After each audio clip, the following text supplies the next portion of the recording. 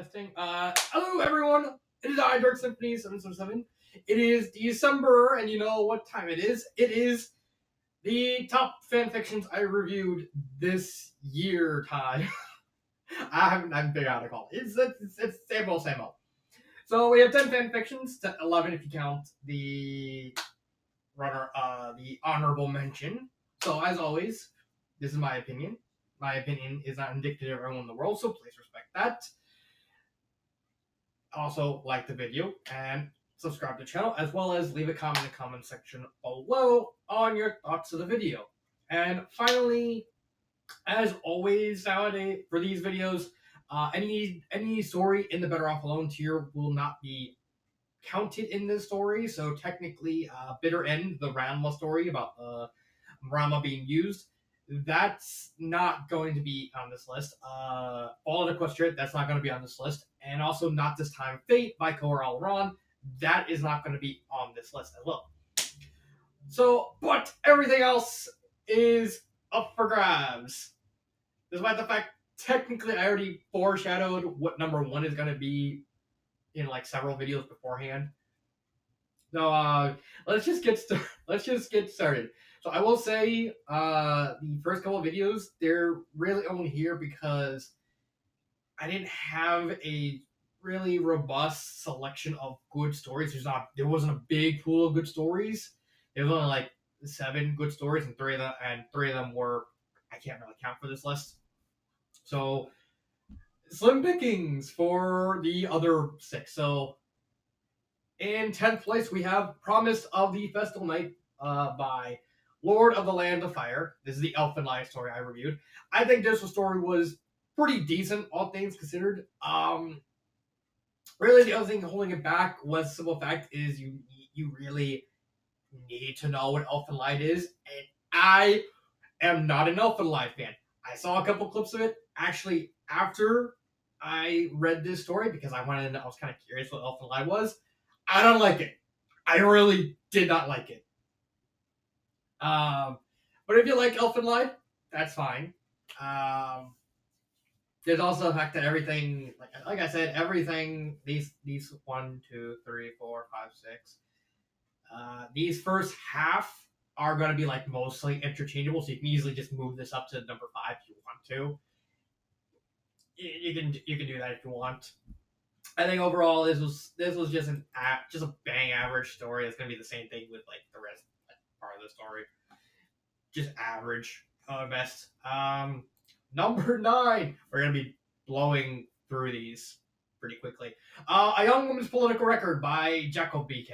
The Tanya Saga Tanya the Evil. I think it was a good story. However, this story is way too like historical for my taste. This is strictly not for me story. I understand where the author is coming from, doing like a split alternate version of World War II and the period between, as well as pretty much just in between World War I and World War II, and then the last half of it being strictly World War II.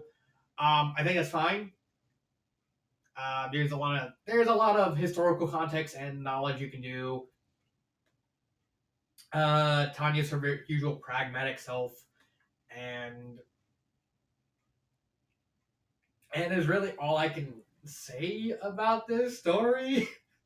Again, it's average in my opinion, and doesn't really do anything to outstand itself. There's just not a lot to it. I do like the nod that like Tanya unwittingly talks to like her version's Adolf Hitler, and she's like, "Ow!" Well, he's just a good talker. It's like let him live with his wife. It's like, wait, that's who? Oh no, I'm lucky I dodged that bullet. I also found out this story was actually a forum post. Like, actually, let me actually show you. Let me actually show you because because this is like a kind of there it is. Space Palace. It's on space battles. This is originally a forum, and someone decided to literally let's just turn this in. Let's just tie everything together into its own story, and that's what we got. This.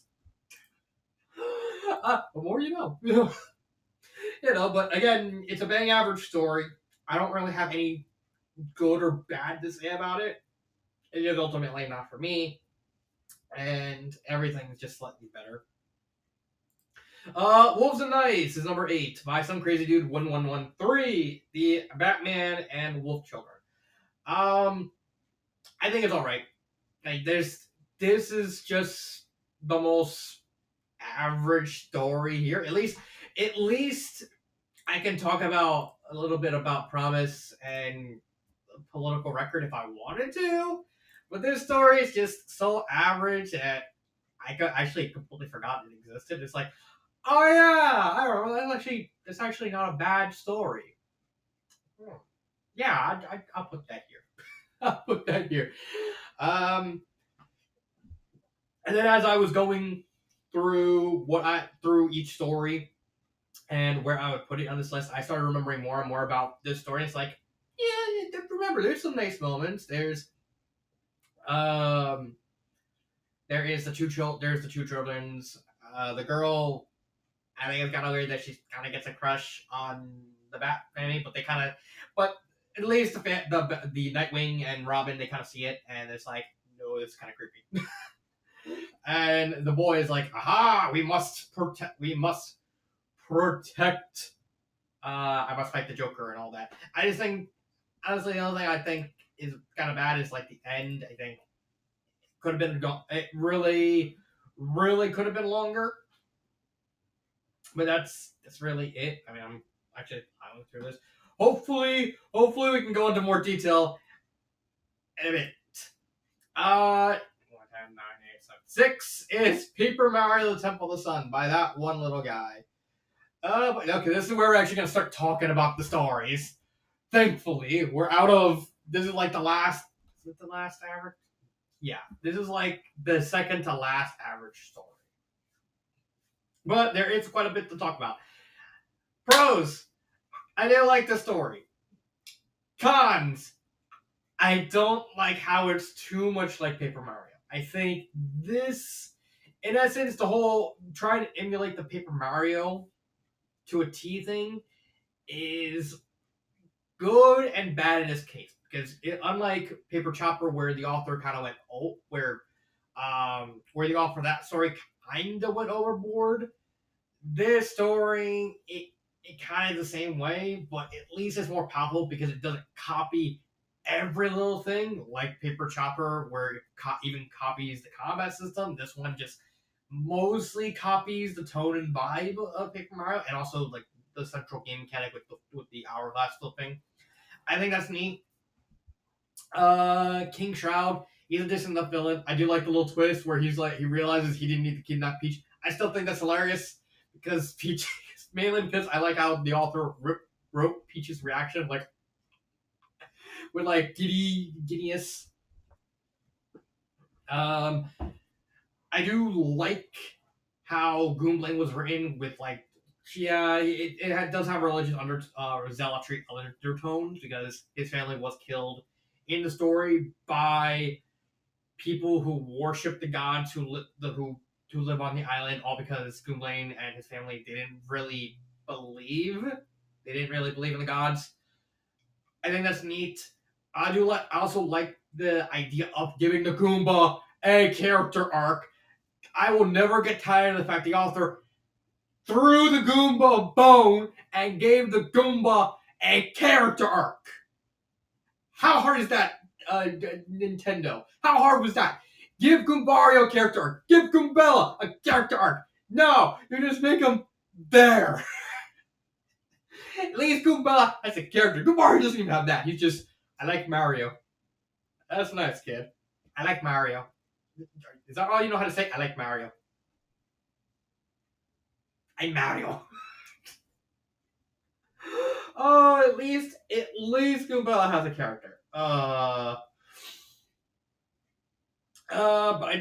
But I didn't particularly like a lot of the stuff that happened in between.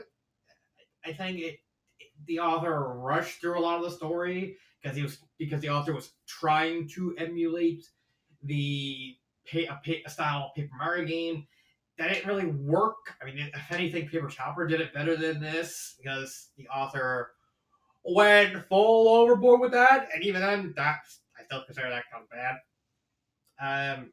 But at least I'm spoiler. I'm actually making my way through Super Paper Chopper, and I actually kind of liking it so far. It's actually kind of surprising. But back to this. I think Temple of the Sun was another average story. The only thing, the only reason it's this high is because it does a lot of good stuff really, really well. Again, mostly involving Boomlane, mostly involving Shroud. Shroud's actually an okay villain. Um, a lot of stuff involving involving Maisie. I think Maisie was well done, a well written character. But other than that, I don't really have much to say in terms of that story. Number 6, 10, 9, 8, yes. Number 6, Uncharted Land by Team Juniper. This was the Vocaloid fanfiction where Miku's an adventurer and she joins. She's joined by Luca, who's a vampire, and Miku and Luca kind of go across these lands to help Luca get her power back because Luca was actually a lord, like an evil lord, and she slowly starts to fall in love with Miku. And then she doesn't want to be a vampire.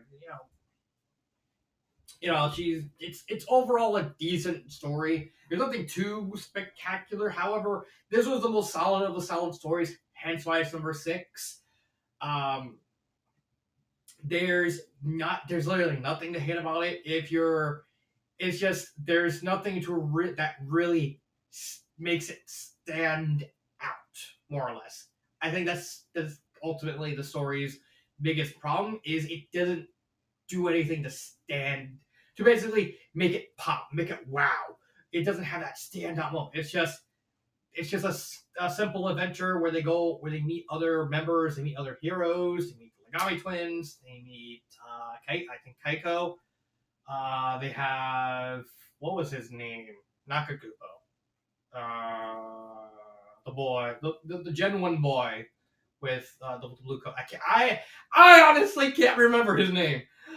He's like a magician and he becomes like a necromancer sort of thing. Not a necromancer, a vampire, and they kind of become a dysfunctional family as they get more and more members, and then Luca gets her doesn't want to be an evil lord. She just wants to be with Miku. I think it's just a simple love story / adventure, but again, the main problem with the story is it doesn't have any way to stand it. Doesn't have a wow moment. It's just average from beginning to end. It's just nothing's really written bad, but nothing's really written but past good. It's just there. And thankfully,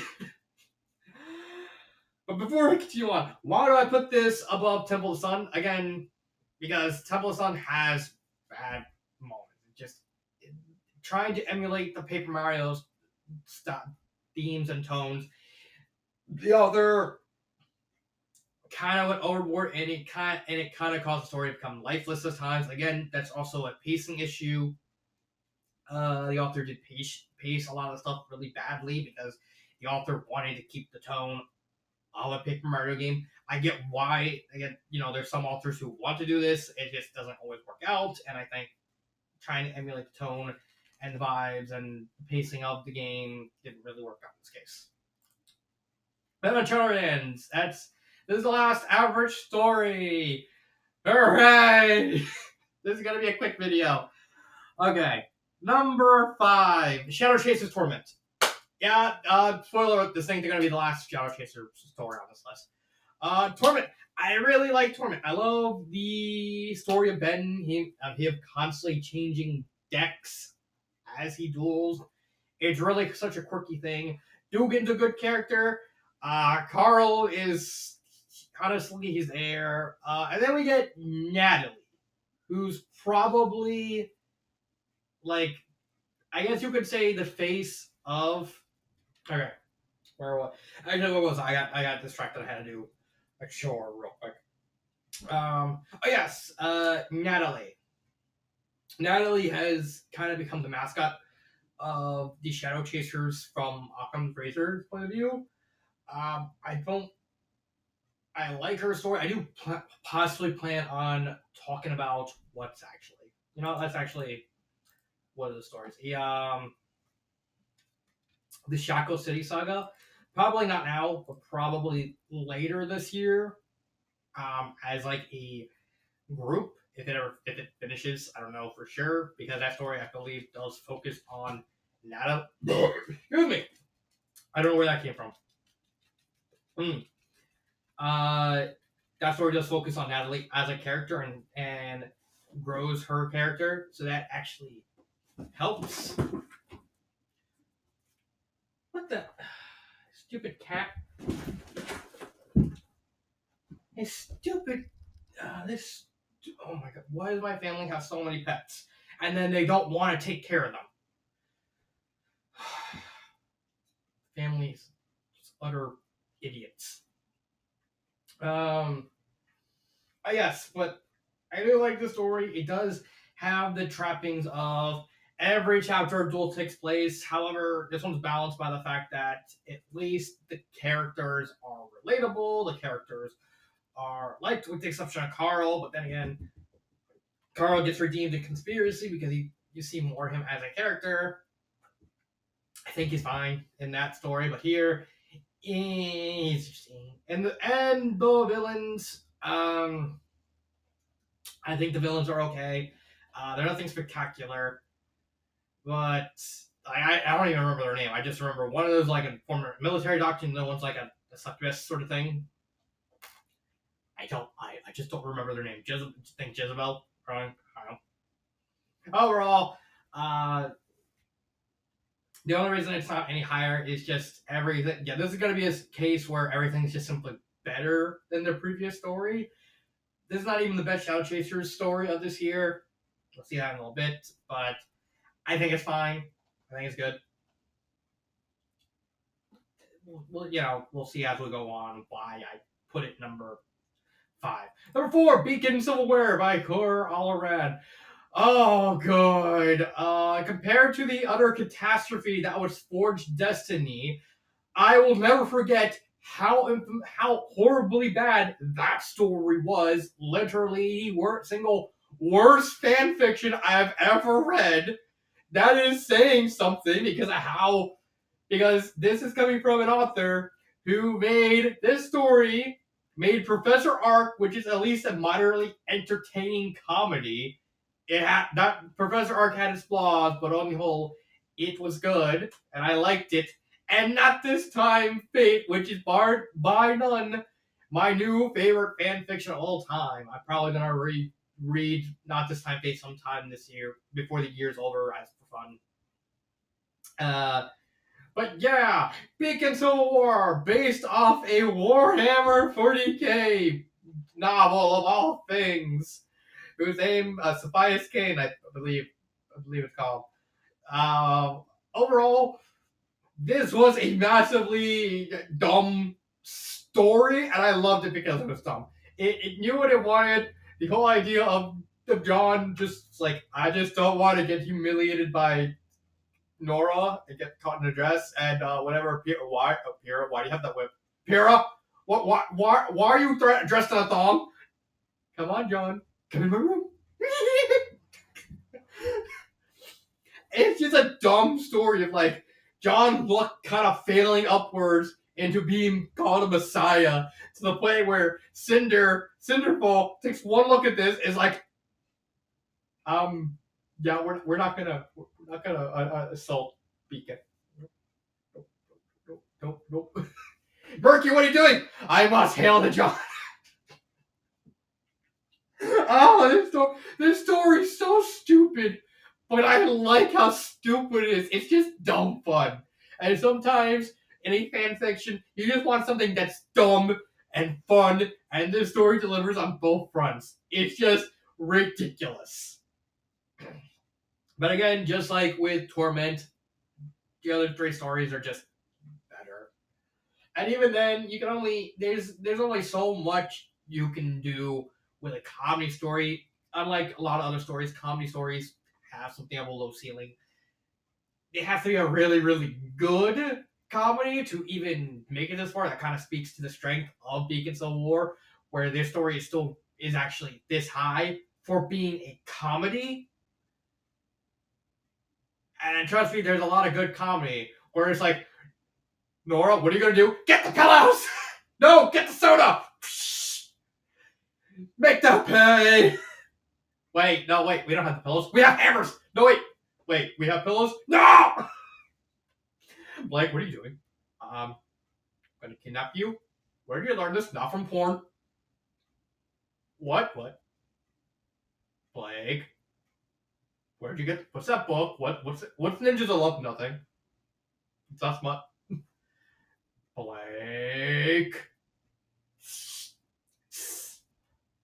Be the fish, or you'll get the shiv. I don't know where that one came from. But yeah, Beacon Civil War. It's an overall entertaining story. It's just really dumb. Especially as it's just dumb fun. I don't have anything more to say about it. Tournament of Shadows is number 3. That's right, Shadow Chase is back. Shadow Chasers is by far the best, one of the best Yu-Gi-Oh! Fan fictions. I still think the best Yu-Gi-Oh! Fan fiction I've read that involves the dueling is still Total Drama Yu-Gi-Oh! It's kind of sad because that story doesn't exist anymore, and I want to read that story. I want to read Gwen beating Heather. Come on, I want that story back. I want that story back.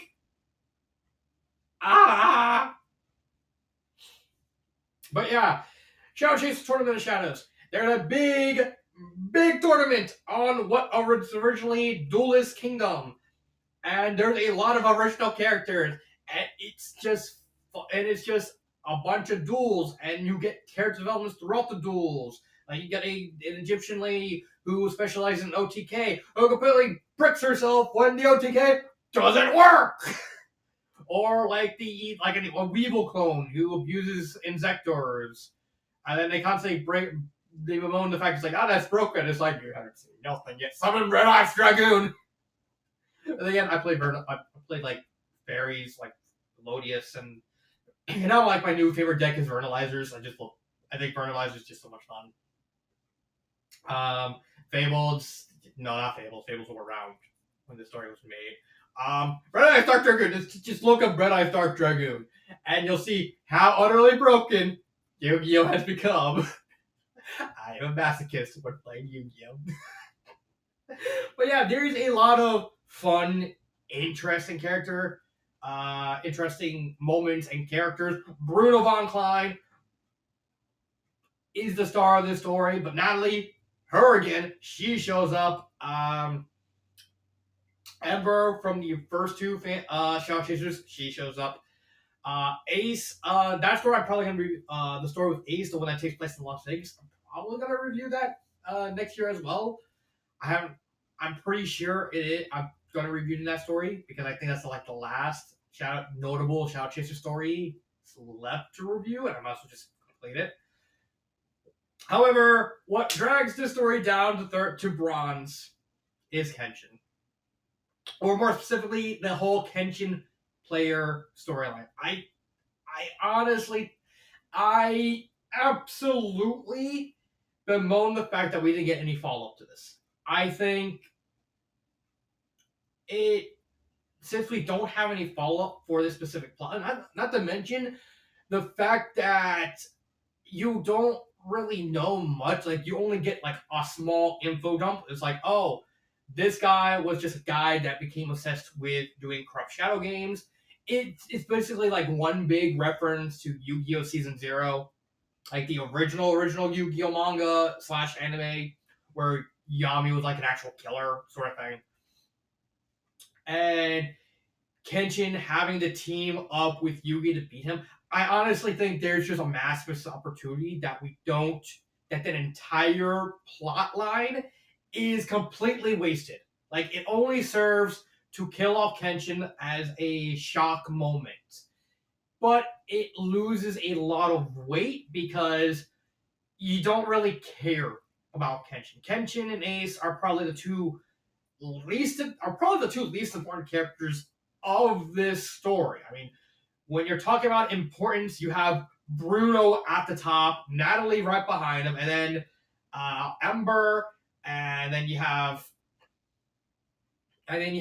Bruno's girlfriend. You have Ember's, like, honestly, like, Bruno is again the most important character. He gets like the last duel against Pegasus Ghost, and because Pegasus wants to move on to the afterlife.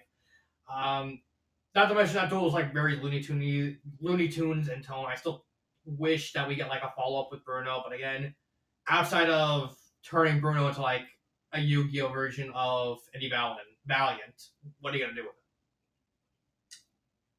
And then he just interacts with Pegasus's Toon monsters. Like, oh, like, even like, before you say anything, it's like, no, that's not referencing Roger Rabbit. In the final duel, Pegasus literally makes Roger Rabbit a fusion monster. Like, it's literally Roger Rabbit. Like, you doesn't even try to hide it. It's just Roger Rabbit without being called Roger Rabbit. It's that. But I still, but the Ace and Kenshin storyline, I think that was such a weak part of the story. I never actually touched upon it in the review of Tournament of Shadows because I was more focused on accentuating the good. Like, Lavestis is a great villain. Him completely just hit the whole setup to the final battle was really, really well done. I think the final duel between Lavestis and all the protagonists was probably the best Yu-Gi-Oh! Duel in a fanfiction I've read since Gwen versus Kaiba. And again, total drama Yu-Gi-Oh! And that duel was actually really phenomenal.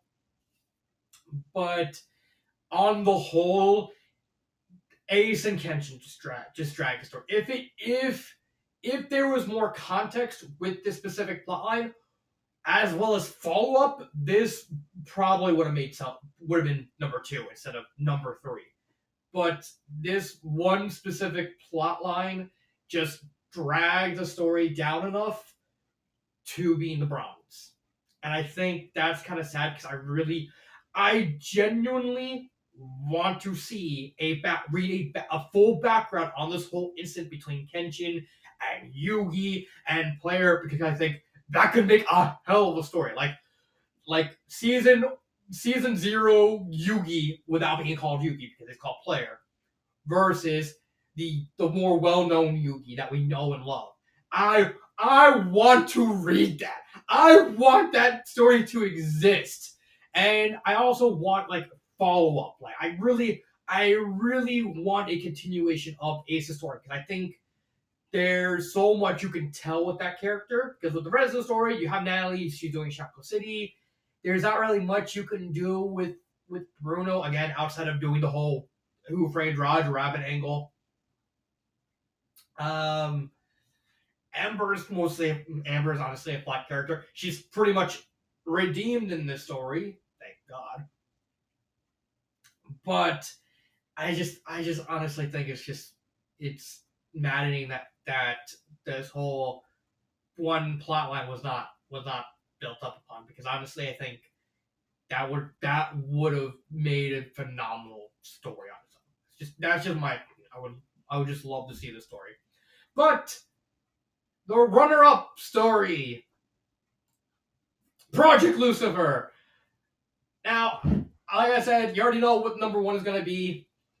I don't have to touch upon it. But let's talk about Project Lucifer. I love the tone of the story. For those of you who didn't read the review of Project Lucifer, the big hook of this story is the fact that it's not a super serious, gratuitously violent or drama-driven story, because Resident Evil is based on B horror action, B horror movies. This story follows that more B horror vibe. Like it knows that it's supposed to be campy and cheesy, and the author runs with it. It's like, instead of doing something super serious, let's do something really campy, and that made this story stand out upon all the other fan fictions, which are like super serious, super gritty, very dark, and that made Project Lucifer stand out. Jack and Lisa are really relatable characters because instead of being like, we're like, oh, we just want to escape. No, they're just two kids who just get wrapped up in something over their heads, and it's like they just want to protect each other. And then you got Renee, who's an umbrella soldier, who's like an ex-umbrella soldier, who's like really hyper, who kind of got forced into employment under the threat of her sister being killed. She's a really well-written character. You got the doctor who worked for Umbrella, who's like the same, was kind of the same thing. She's kind of forced to do it. And then you got Amber, who I still wish we got that hyperactive hamster Doom would still finish that prequel, because Amber is a really well written character. Amber carried like half of the story. She is a Raccoon City Police Department cop who when between the events of Resident Evil 1 and Resident Evil 2, for those of you who don't know the lore, in between the events of Resident Evil 1 and Resident Evil 2, the surviving STARS members, which is Barry, Jill, Chris, and Rebecca, they basically spilled the scoop. Like they came back, they told about the mansion, all the monsters, and how Umbrella was doing it. However, they weren't aware that Chief Irons, who's in charge of the Raccoon City, was on the tape, working for Umbrella. He fires them because he didn't want to. He didn't want them to find out. Granted, Jill was actually finding out. She was actually supposedly doing like an investigation in Raccoon City about Chief Irons when Resident Evil 3 happened. Rebecca disappears out of nowhere. Barry goes back to his family in Canada, just wants to live his life, and Chris goes to fight Umbrella in Europe, leading to the events of Code Veronica eventually down the line. In canon, like in actual canon, there is Kevin Ryman in Resident Evil Outbreak, who canonicity is really ambiguous because that story is just, that Outbreak is just weird in that fact it had like 8 main characters and no one knows if any of the characters besides Alicia Ashcroft, the reporter, ever survived. But it was revealed that Kevin Ryman actually believed the STARS, but he didn't say anything because he kind of knew he was actually friends with Chris, and thus he knew Chris wouldn't really say something like that unless he's telling the truth. He's not that type of person. But Kevin wisely never mentioned it because he didn't want to get fired. Ember is kind of the same way. Basically, when they revealed it, Ember immediately believed Chris because, again, not only was her boyfriend one of the people murdered in the mansion, if you actually watch the opening cutscene of Resident Evil 1, it's the guy that gets eaten by the dogs. That's him. And since she hung out a lot with the STARS, she knew, again, just like Kevin Ryman, Chris wouldn't say something without telling the truth. Like, he's not that type of person. However, unlike Kevin, Amber wouldn't shut up about it, tried to find investigation. Irons found out about it and threatened to basically fire her and take her out if she didn't shut up about it. And so Amber did her research in secret, found out Chris was telling the truth, and thus was actually about the IA when the whole Raccoon City department, the whole Raccoon City thing happened. And to her finding Jack and Lisa, realizing like I just want to get these two kids out of here. Even if I die, as long as they get out, I'll be happy. Amber is just a really relatable character. She's just a normal person who realizes that she's just a minor person who just wants to do her job, even if it even if it costs her her life. She's technically like a classical definition of a hero. She's really well written. All the characters are well written. Even Lucifer, who turns out to be the person that died in the cutscene. Uh, Lucifer, the whole twist with Lucifer being Amber's boyfriend was really well done. The whole situation, like the whole final action part where Amber's the one who Amber has to like load up the shots. I can't remember if it was Amber's the one. Amber's the one who takes the shots. In essence, she's the one who kills her boyfriend because she wants to save him. I think that's a really touching moment, and the pervading theme of every the whole past is a beginning and every beginning and end sort of thing. With them having to let go of all this, and especially since the whole plot is driven by the fact that Lisa just wants to find her parents and get them out of the city with her, and at the end it's revealed that they got infected and they got hit and they turned into zombies. It's really well done. It's really sad and melancholic, but it still keeps enough of those B horror movie vibes that instead of crying or cheering, you're just laughing with them. Like you're laughing at the utter goofball insanity that they bring to the table. And I think that, and again, that's what makes the story stand out above a lot of other residuals, because it embraces the other side that those other stories simply don't want in their stories. Like they just want super over the top violence, horror, and this just can't be fun. We might as well get the honorable mention out of the way. Functioning Alcoholics, a Toho Project story involving Suika and Kagasa. Honestly, this is another average story. The only reason I'm putting this here is you can easily slot this in number 10 because of the circumstances with number 1. Let me check what time. Okay, so I just checked the time, so ignore that. Let's just get to number 1. Stranger in Me. What a story! What a great story. I love this story beginning to end. Even the minor squibble with the antagonist being more as a tool to build up for the sequel, it doesn't really detract from it. And the whole reason why it took, I had trouble with this is I don't know whether or not to put this story in the Better Off Alone tier. It's literally right around the border. So if you want to, you can easily say Project Lucifer is the best fan fiction of this year outside of the Better Off Alone tiers. And again, if we did allow the Better Off Alone tiers, then this would be number 4, and Not This Time Fate would be this story would be number 3 or 4, depending on how you look at it. And then this story would probably be number 1 would be Not This Time Fate, because that's like the best fan fiction I've ever read.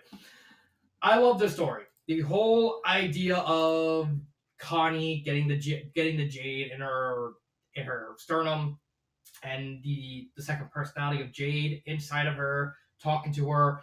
It's really sad in a way, because the prevailing character arc of both of them slowly realizing that one of them has to die, but Connie trying to make it work as much as she can, and Jade trying to learn, but at the end realizing that they can't. Like, no matter how hard they try, the only way for Connie to live is for one of them to live is the other to die. I really like that. I guess all the characters are really well done. Connie's parents are well done. Steven, Pearl, Garnet, and Amethyst, they're really well done, despite the fact they're mostly minor characters. This story is mostly centered on Connie and Jade. Like, it's literally just these two characters and how they grow and how they bond with each other, and they overcome the tribulations of learning to live together. But then, as the story goes on, Connie's body starts deteriorating and starting to get corrupted because of Jade's presence inside of her body. And then we get to the end where they're on the beach and Jade says goodbye. And I remember reading that and that brought a tear to my eye. I thought that was incredibly sad and touching, and it hit all the right heartstrings.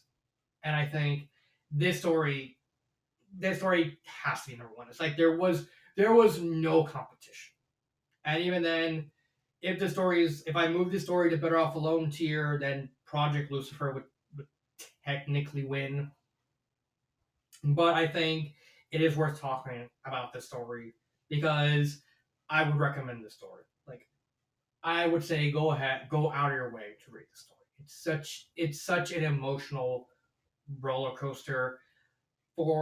Everything about it is as perfect as it can be. Like I said, even the minor quip with the antagonist being there as a sort of tool as a hook for the sequel, which will never be finished, which is actually kind of a shame because honestly, I actually read that story. I read to like chapter 7, and if that story was as good as this one, that story would actually be Better Off Alone tier.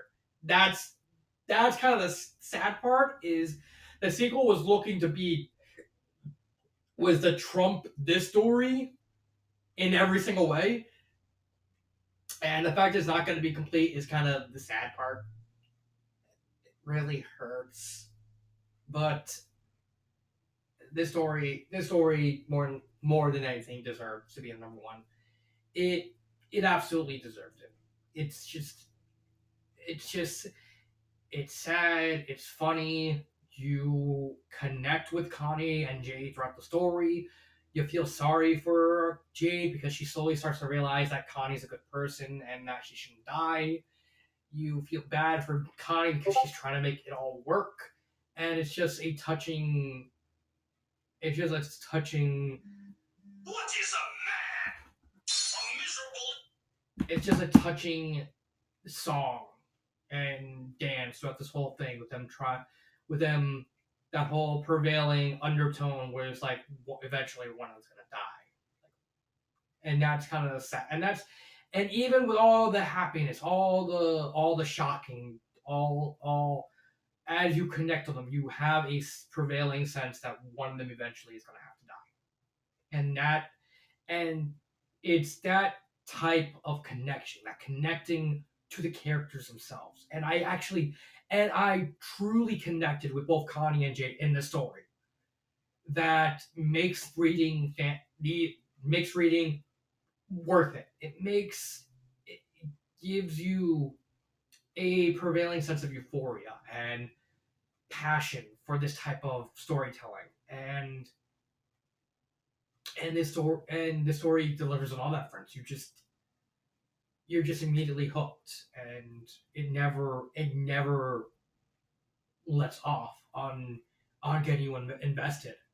And it's really, I can go on and on, but I don't want the story to drag on too long. But I honestly think the story deserves number one. And who knows, maybe like a month or two, because I'm still weighing the pros and cons. This may be a Better Off Alone tier, and then Project Lucifer would